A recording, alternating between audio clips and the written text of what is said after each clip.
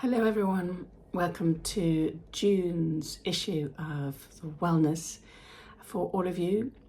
In these videos we look at various different aspects that can increase our sense of well-being and can help us to do some small things, make some small changes, or just notice a few things that can increase our sense of health, our happiness, our focus, ready for action, and most importantly, taking into account that we are pretty much desk-based, working from home, hybrid, however you work. We want to try and look at ways to make some changes to improve our well-being. It's the month of June, so there's the maximum amount of sunlight that always helps our mood. And when we do get glorious weather, what a difference it makes. When there's light, when there's warmth, when there's fresh air, when we can go outside, all of those things we know benefit our sense of well-being and our relationship with nature and our relationship with ourselves. So that's always to be encouraged. Last month in May, we were looking at sleep, how to improve our sleep, how to incorporate moments of rest during the day, what it does for our brain health. This month, June, we're going to look at exercise in general. It's sort of easier, I think, to consider exercise when there's more sunlight, the days are longer, and we can do more things outside. We can go for a run, walk the dog.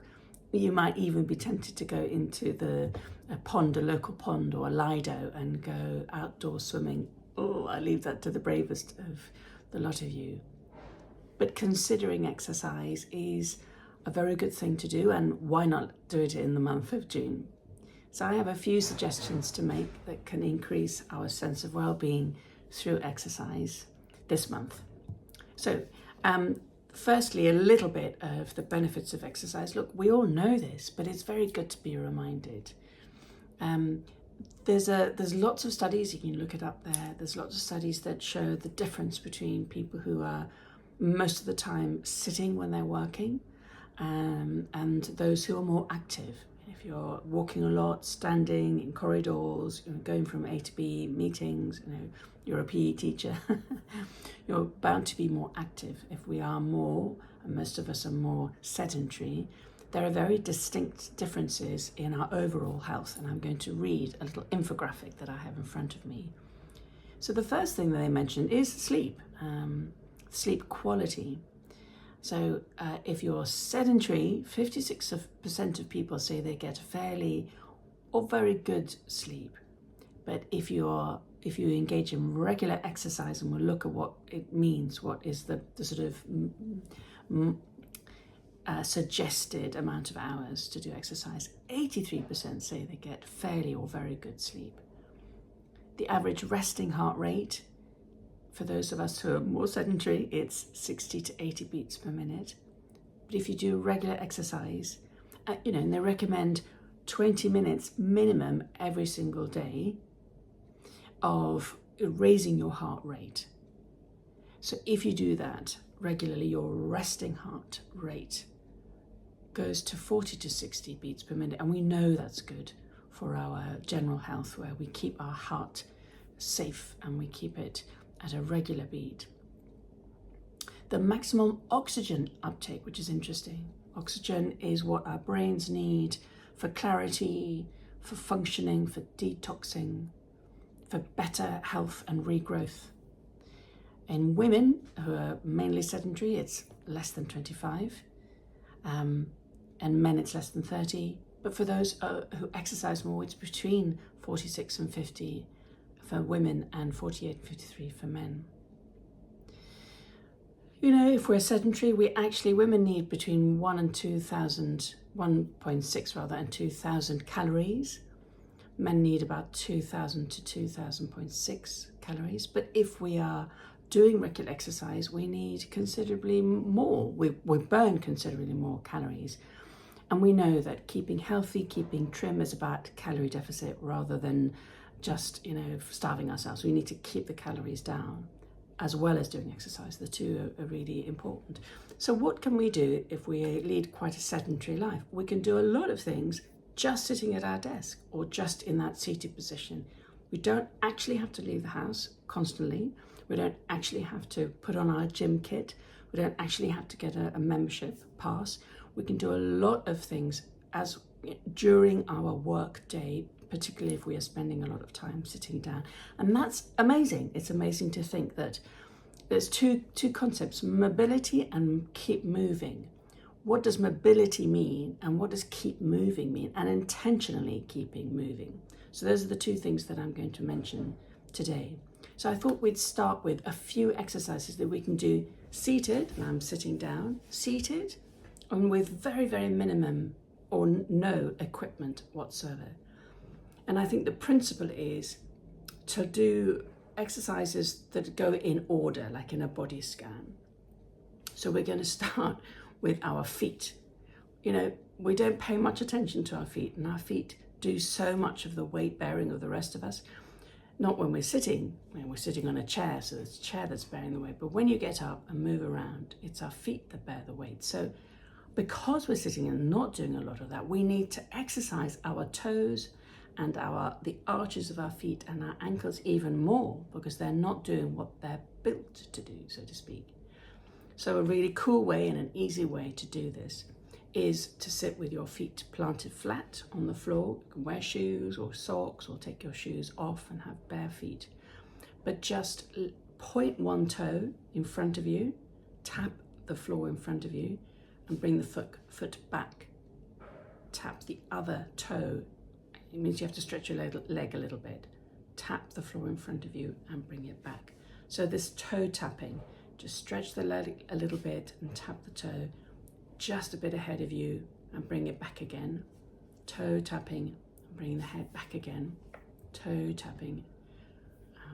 And this time toe tap and just touch the heel first before you plant your foot.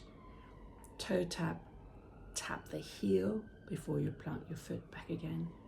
Toe tap, plant the heel or tap the heel and then plant your foot. Toe tap and heel. So doing that, you're exercising a lot of muscles.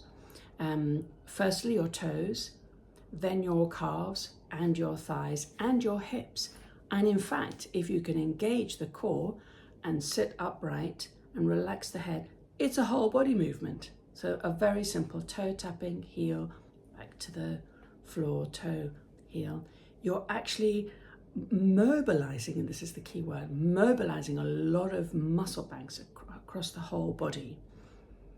The idea of mobility helps us to keep the blood flowing throughout the body, which is really helpful for circulation, so that we get, cleanse and get rid of just basically blood circulation, but also very interestingly, joint lubrication. So even just a little movement, and what we're doing, we're lubricating the hips and the knees and the ankles and the toes and all the joints in between.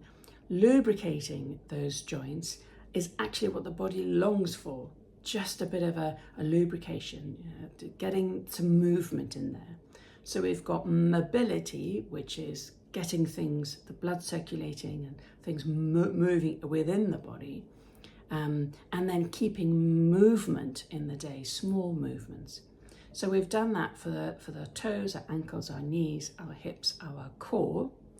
And then let's look at just the upper body a bit. A very classic one is to cross your hands, your arms, put your hands on your shoulder, and from the hip or from the waist, twist to one side, just where it feels comfortable, no longer, no further away.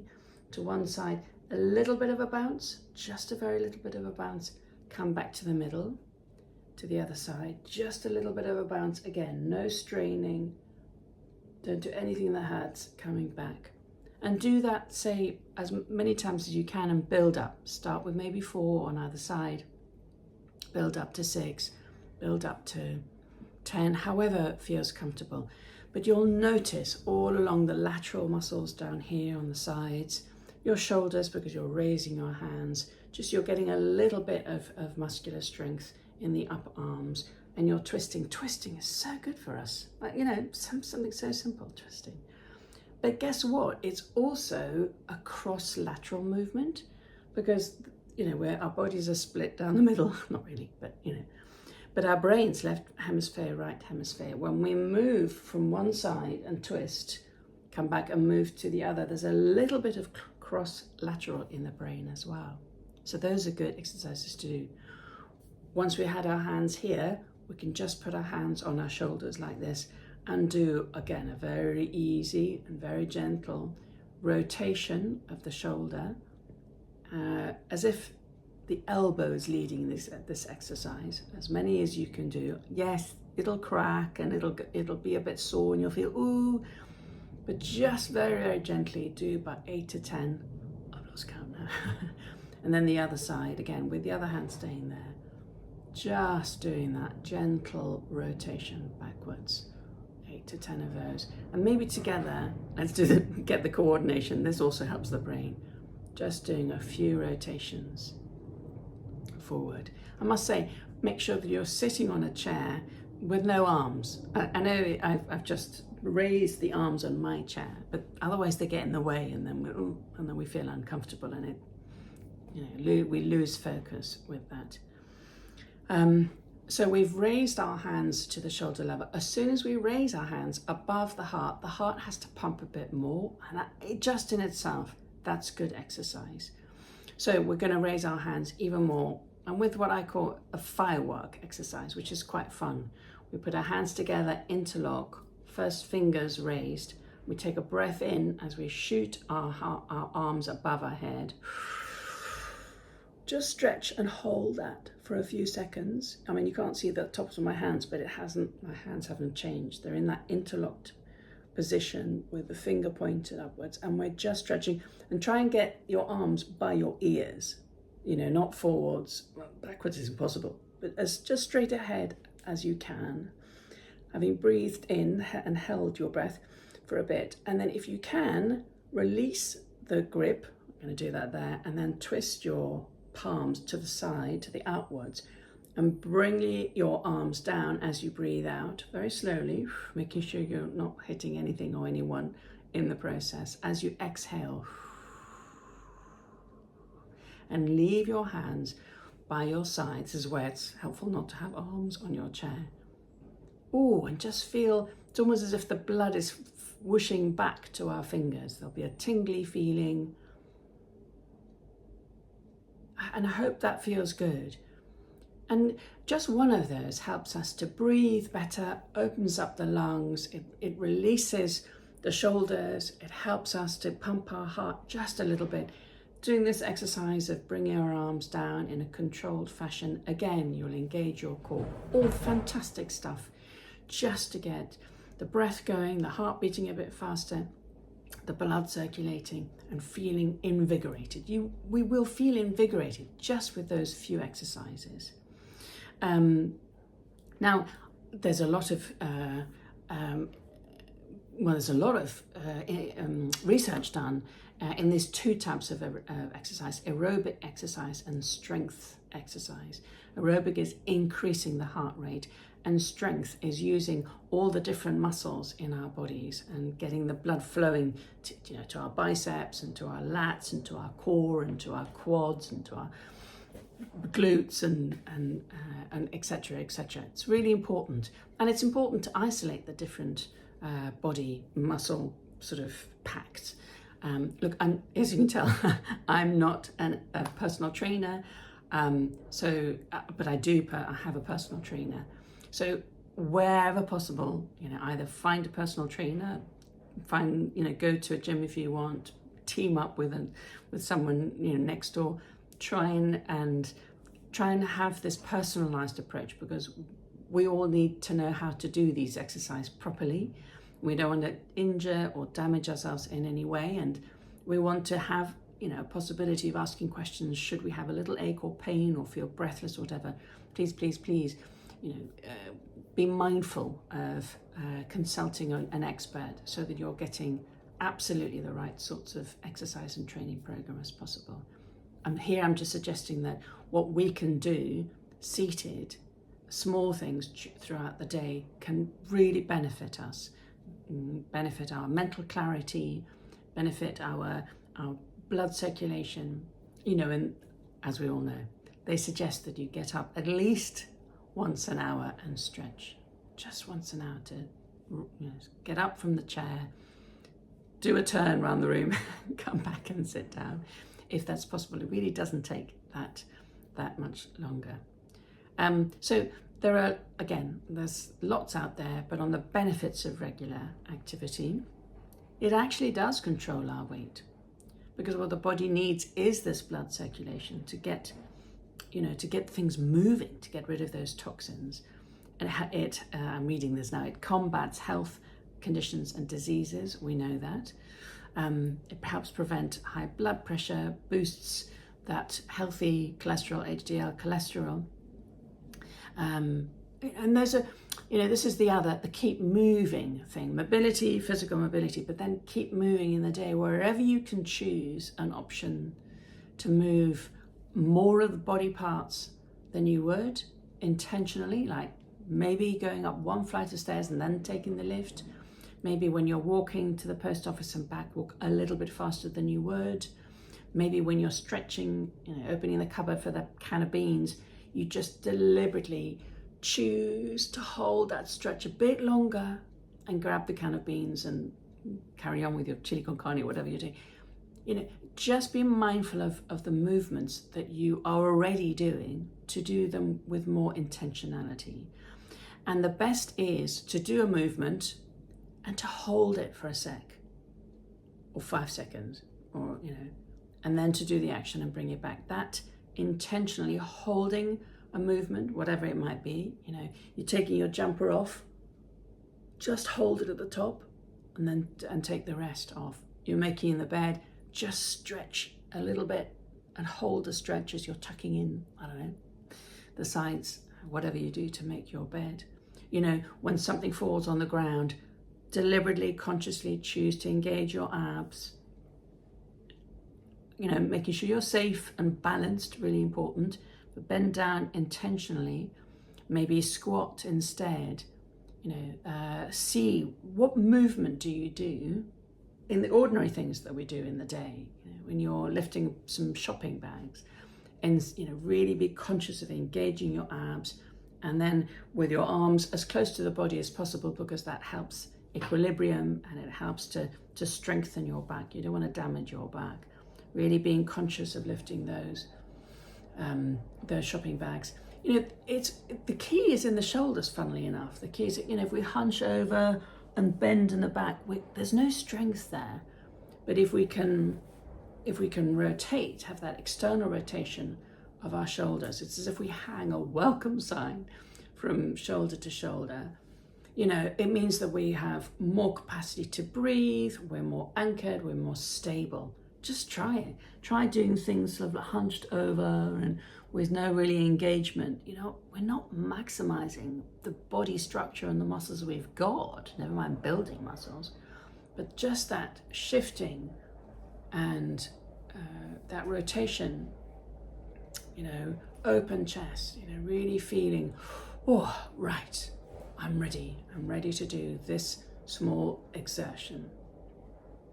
So exercise improves moods. We know that it gets the happy hormones of serotonin, endorphins, oxytocin into the brain, and that helps again with clarity and connection and motivation and completion, and we feel good about ourselves.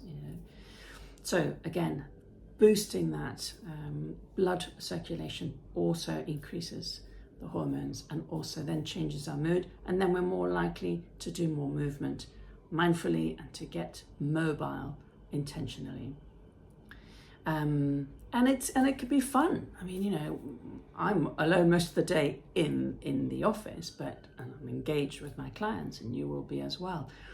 But somehow find an opportunity every day to go out and to do something with someone else. It could be go shopping with a kid or your dog, or find, go across to the neighbours and have a cup of tea and do something social, because funnily enough, that's also increases mobility and increases that consciousness of movement. Move with dancing is one of the best exercises we can do. That's the latest research. Whatever form of dancing, it could be a little bit of bopping while you're doing the vacuuming, while put some music on when you're doing the washing up or whatever.